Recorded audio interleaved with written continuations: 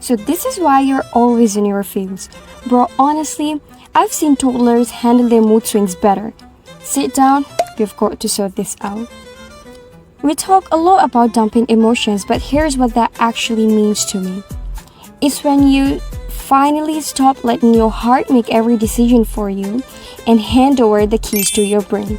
Because sometimes your heart will scream, text them back, but your brain goes like, they're not treating you right, walk away. And that's when the real shift happens, when you stop choosing chaos just because it feels familiar. You say you just feel things. Yeah, so does everyone. The difference? Most people don't turn it into a personality trait. And you're out here collecting emotions like Pokemon cards. Gotta feel them all. And then wondering, why am I exhausted? Honestly, it is exhausting. Like every little thing feels like a big deal. Like if someone doesn't text back in 5 minutes, it suddenly ruins your whole day.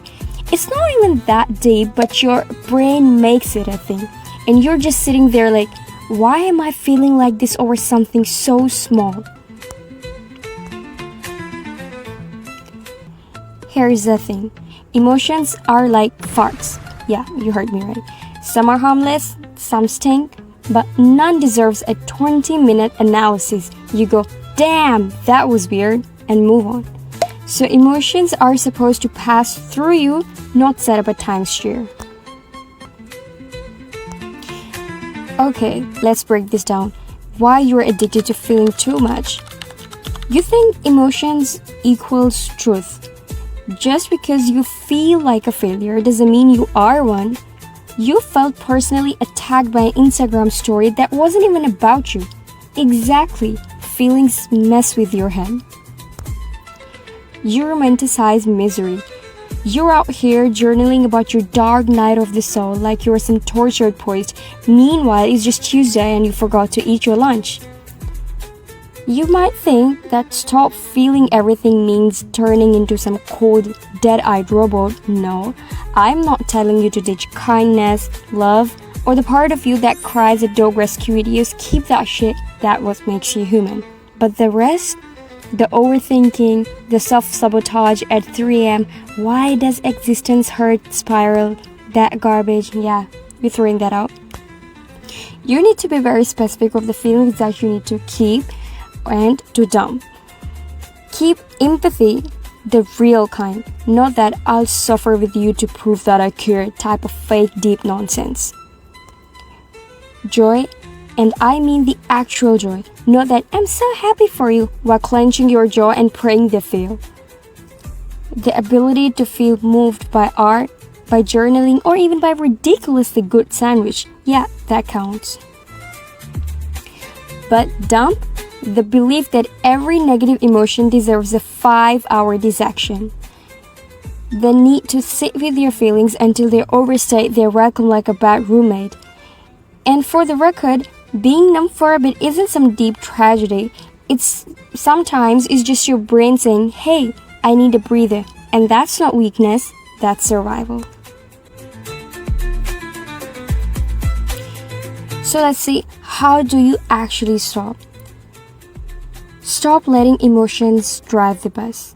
You wouldn't let a toddler pilot a plane, so why let your anxiety ruin life? Next time it tries, hit with a not today, Saturn. Try selective empathy. You don't need to feel everything, like practicing, oh that's rough buddy, and moving on.